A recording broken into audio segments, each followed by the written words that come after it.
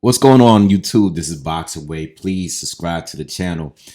Finally got some time to sit down and talk about this fight, man. And I'm not really talking about Vergil Ortiz and the Erickson Lubin. I'm going to start talking about that, but it's not really much to really say about that fight because it ended so early. But I wanted to really talk about Vergil Ortiz and Boots Ennis. And, it's been a few days since the Lubin fight. And, we all know, it's been a crazy few days on the internet with this Jerron Boots thing because Boots showed up, stepped into the ring. We'll get into all that. We're gonna break all of this down, girl, because I have a pretty good memory, and I remember things that were said in previous interviews, and I remember the energy of other content creators and fans and stuff like that back some years back. So we're going to talk about all of that in this video right here. All right. Again, please just hit the subscribe button. Let's talk about it now. Vergil Ortiz Jr. destroys Erickson Lubin, destroys him over the weekend, right?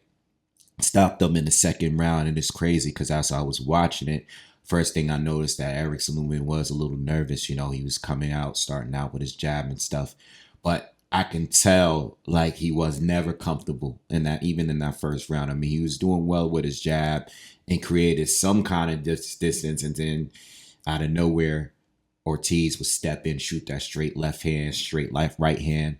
There was a point in the first round that I remember because I actually didn't go back to watch the fight, but there was a couple key things that I remember. And one thing is there was a punch that Ortiz threw. I think it might have been a left hook in the first round that grazed Lubin, but I felt like if that landed clean, he might have knocked out Lubin in the first round.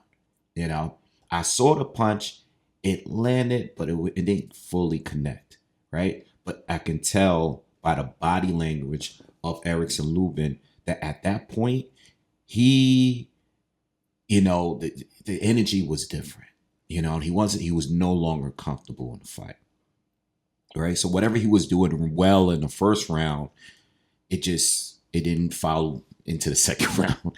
All right. But I ended up giving Ortiz the first round. I thought Lubin started better, but Ortiz ended way better, And then we get into the second round. Lubin started to keep his back on the ropes, which he does, and he's had success doing that. But against Ortiz, Ortiz is not that guy to do that with, especially when you're in the stage. That's exactly where he wants you to be, on the ropes in the high guard. He's one of those guys that takes full advantage of a fighter that's going to sit there and stay in one place. That's not where you want to be with Ortiz, because that's when he unleashes everything that he has in his arsenal. He's going to hit you in any area that's open, and that's what he did. He hit him with like a right hook around the guard, which hurt Lubin. And then he went on an onslaught of combination punches. Lubin was clearly out on his feet, right? Ref steps in, tries to save this guy's life, and the fight is over in 2 rounds. Not really much to say. I thought Lubin was, you guys saw the breakdown. I thought Lubin was going to be, I thought this was a 55-45 type of fight. I thought the odds makers made it a little too wide. And that's why I put a little bit of money on Lubin to win. I thought it was 55-45 towards Ortiz. I didn't think Ortiz was going to destroy him. Like, I thought this was going to be more like a competitive, like similar to Madrimov, similar to Bochuk.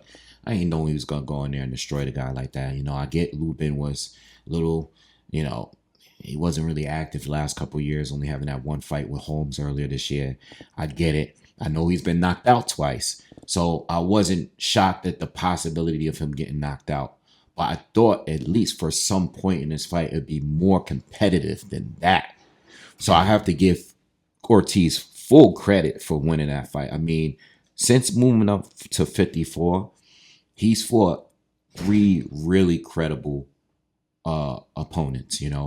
Lubin has always been like a gatekeeper type of guy, like one of those guys that he's gonna beat all the mid-tier guys, but he never won that big fight, right?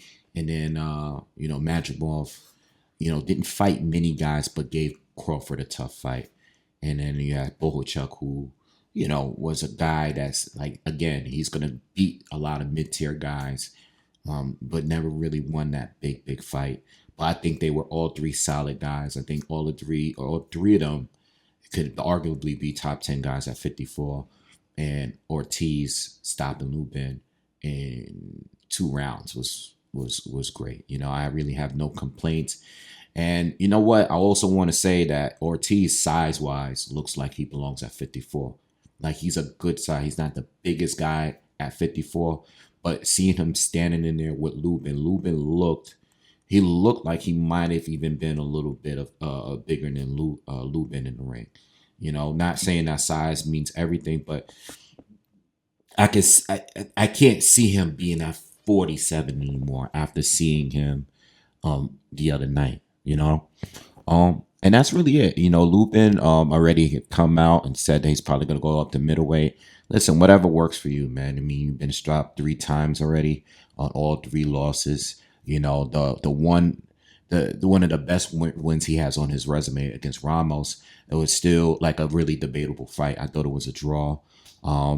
At this point, maybe you should fight at 160, but I also believe that no matter who you fight, at the end of the day, you just, your punch resistance is shot, bro. It is what it is. There's nothing you could do to change that. You might fight better at 160, you might feel better at 160, but I just think in the damage you took, getting knocked out cold and knock out the year against Charlo with 1 punch in the first round. The way you folded in that fight was crazy. I think you took the most punishment in the Fedora fight, because their face was crazy. Great fight, great effort, but at the end of the day, when you take punishment, it's bad. And I mean, good luck, but at the end of the day, he has talent, but against the elites, he never really performs at that level. All right. Now, let's talk about Boots Ennis. Boots was there with Eddie Hearn. We knew that they were going. Boots steps into the ring after in the post-fight interview with Vergil Ortiz. Loved the energy. You know why? Because Ortiz, right off the bat, was like, Boots, get over here. Like, when he said that, I was like, all right. I like the energy. You know what I mean? Like, Boots is there, Vergil is there, Boots is, showing up. I like this from Boots because with Boots, he's not much of a talker. He doesn't do that many interviews outside YSM, and we know for him and even his pops at times to kind of contradict themselves as far as what the direction that they're going to go in the next fights, right? In the future fights. So, and I make content on all of this stuff, right? With Boots and, just the inconsistencies, going to 47, are you going to 54? Are you staying at 47? Can you make the weight? Who are you going to fight? Do you want to unify? Don't like, what is you want to do? So it's been, it seems like after every Boots fight, there's always some kind of issue. So I like the energy when they both were in there.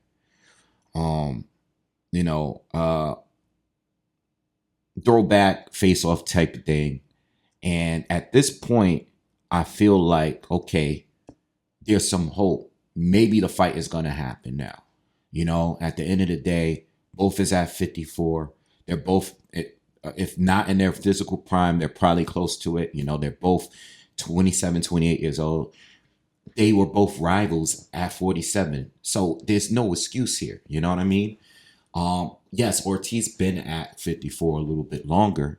And I know he's fought better fighters at 54 up to this point. But Boots is a former champion, a former unified champion. He did fight Stan Jonas at 47. And, I don't really, I see what's going on online, and I see people already running with, certain narratives and stuff like that. Like, I get it. There was an offer to fight Vergil Ortiz at a different point earlier this year, last year, at some point. He didn't take the fight, There's Brian Norman, there's Crawford, there's all of this other stuff with Boots. I get that.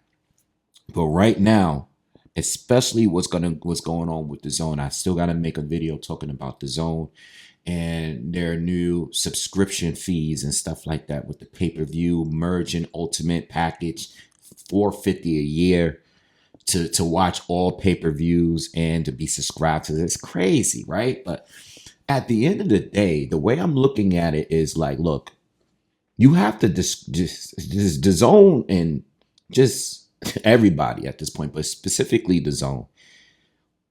They got to do what they got to do to justify these prices and these pay-per-views that we're paying, right? And this is one of those fights. It's not the biggest fights, but we don't want to keep doing this 5-year thing. We did it with Floyd and Manny. We did it with Bud and Bud Crawford and Errol Spence. We never got that. We never got we got that, but we never got Wilder and Joshua.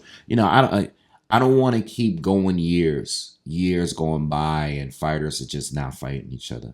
You know what I mean? And then when they lose or they get stopped before that big fight, then it's like, well, you didn't fight the same fighter. You didn't fight the guy in the prime and all that. I don't want to hear that. That's why I want them to fight now. Like how AJ fought Dillian White when they had all that history together, fighting each other in the amateurs and stuff. We want to see that now. We want to see it now. We don't want to wait years and years. All right. So I woke up in the morning after Vergil beat Lubin and I saw this interview on YouTube. And Vergil was like, I want to fight Errol Spence. If I could fight him next, that's my dream fight. I want him. Big Texas fight. I get it. All right.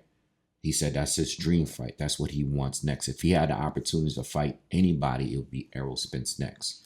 Now, I went on Twitter and I put up a tweet and I said, so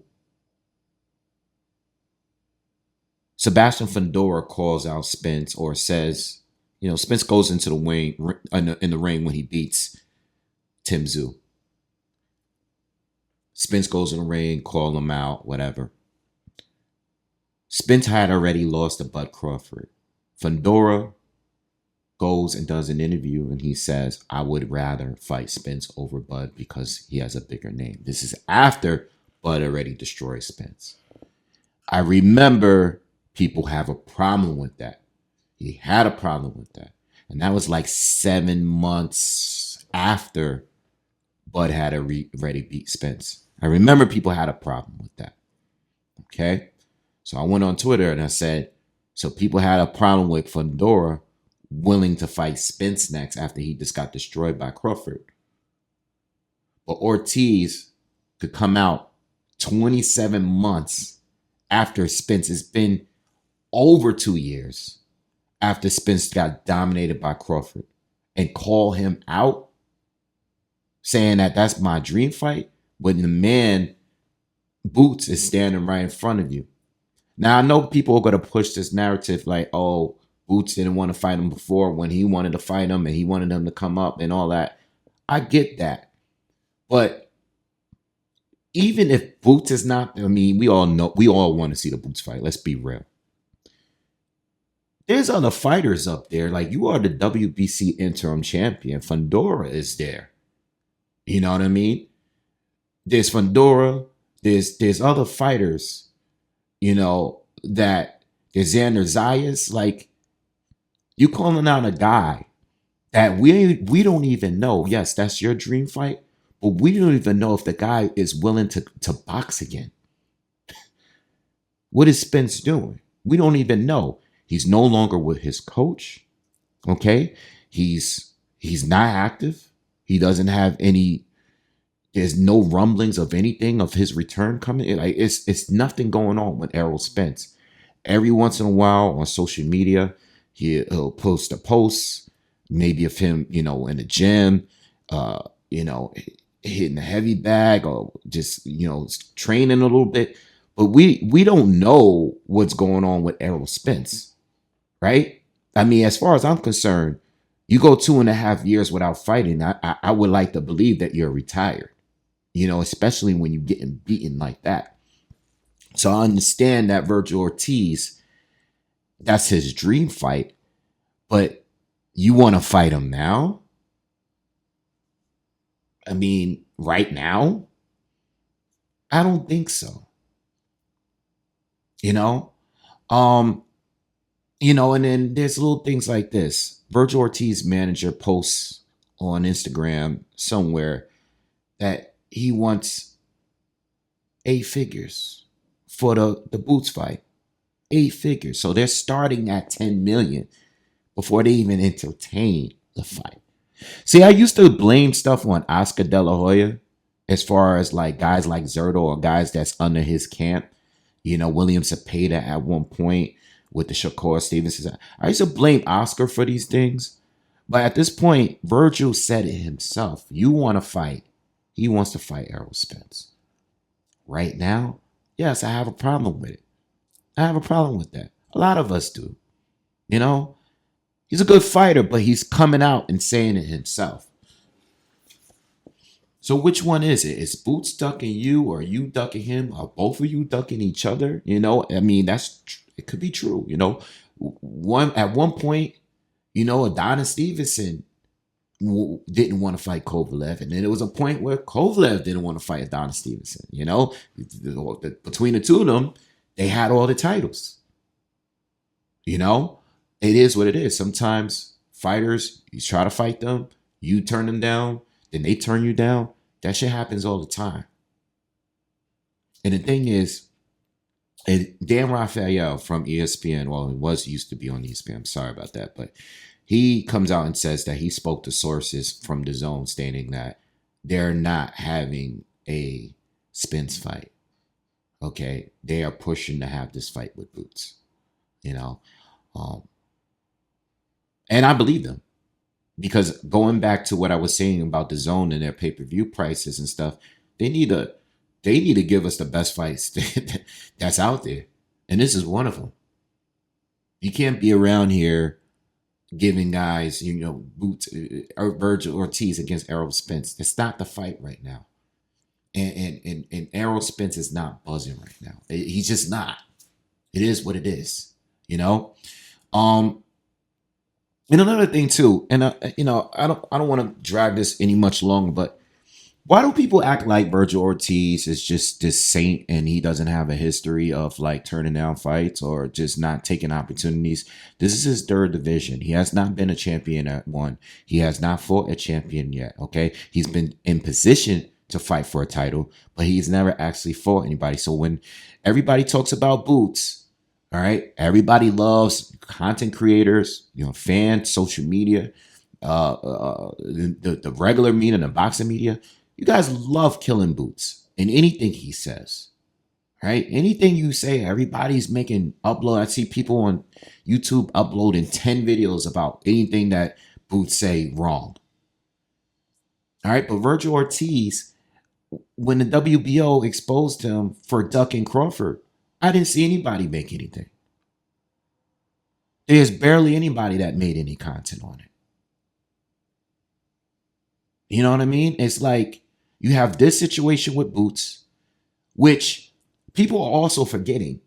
At one point, when Boots, before there was any offers made, at one point, Vergil publicly said in interviews, I don't want to fight Boots right now.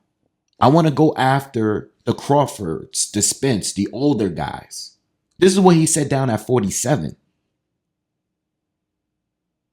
He wanted to go after those guys. This is around the time he beat Maurice Hooker and called out Terrence Crawford. And then content creators was out here making videos about Crawford ducking Vergil, which is crazy. That never happened. You know what I mean? Like, this guy has history of this. That's my point. You're at your third division. There are champions up at 54. We want to see you fight them. Stan Jonas, cool. He was hurt or he was injured. You was unhealthy. That's one thing. But he's fought solid fighters at 47 and at 40. But let's not act like he was some kind of boogeyman. Neither one of them were. There's history of them not taking certain fights. Both these guys called out Crawford and made it seem like Crawford was ducking them. Nah, the WBO exposed that. Black Prime offered boots. These guys are not being, no one's ducking these two. So, being that they are direct rivals, everything about this fight makes sense. Okay. They're the same age, you know, they are they were getting popular around the same time. Okay. They both fight on dazn. All right. One is Golden Boy, one is Matchroom. You know, both of them are coming off knockout wins. They're both undefeated. It's a black against a Mexican American fighter. Like, they're two American fighters. What are we doing? This makes all the sense in the world.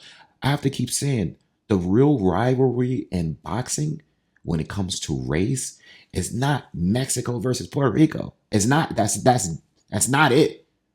Xander Sayas is a good fight for Vergil, but we already know what's the real fight. Vergil Ortiz Jr., Jerron Boots Ennis. Let them fight. And we can end all of this talk. You know what I mean? And then, you know, the loser can continue to go on with their careers. You know, no more protection. You know, we don't need to build it up to be something else. You know, if you guys, the two of you guys want to take this stardom and bring fights, this room for Dallas Stadium fights. If you guys want to build and get to that next stage of fame, you got to go through each other. One of you got to go through the other. Stop trying to cut corners and beat fighters easier. That's what Vergil looks like right now. The guy that wants to beat a fighter better than the next guy that already beaten him. You know what I mean? That's what he's gonna like. Let me fight Madrimov. He just lost to Crawford. Let me try to beat him better. Let me beat Lubin better than Fandora did or Charlo did. You know, let me run through guys and beat them. No, you're past that at this point.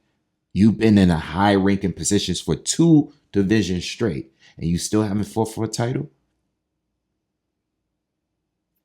Now, I get this fight with Boots is not for a title, but this is the most demanded fight when it comes to Vergil, not Errol Spence Jr. Not even Jamel Charlo. Those guys need tune-ups before anything. If anything, those two should be fighting each other. And I'm talking about Errol and Charlo, since they're not cool no more, I guess. I don't know what's going on with that. I know Charlo came out and started calling everybody. But we got time for these Texas fights. You know, but I don't know. If the fight were to go down, I'm leaning towards Boots still. I'm leaning towards Boots. I've been back and forth with this fight for the last few years based on different performances. But at this point, I'm still leaning towards Boots to win the fight if they were to actually fight each other. All right. But I don't know. I have doubts in the fight happening now just because of all of this situation, like this whole situation here. I just have doubts it's actually going to happen. I feel like Golden Boy is going to find any way to get out of it. And when you offer, or when you say, or when your manager says, we want 10 million at least, it looks like they're going to overprice themselves and find a way to get out of this fight. That's the way. That's what I see. All right. Anyway, and by the way, if Vergil decides to take a title fight, even though I personally want this Boots fight first, but if he actually goes for a title fight, I'm not going to be bad. I'm not going to rant about it. I'm just letting you guys know. I'm not going to rant about it. I want the Boots fight the most. But if he fights Fandora next, what I'm going to say, you know, Fandora is very good too. And more proven at 54 than both of these guys. All right. So anyway, we'll talk more about that when that happens. But I don't think the fight is going to happen. All right. But hopefully it does. Anyway, I'll see you guys on the next one. Again, subscribe to the channel, smash the like button, and share the video if you like the content. Peace.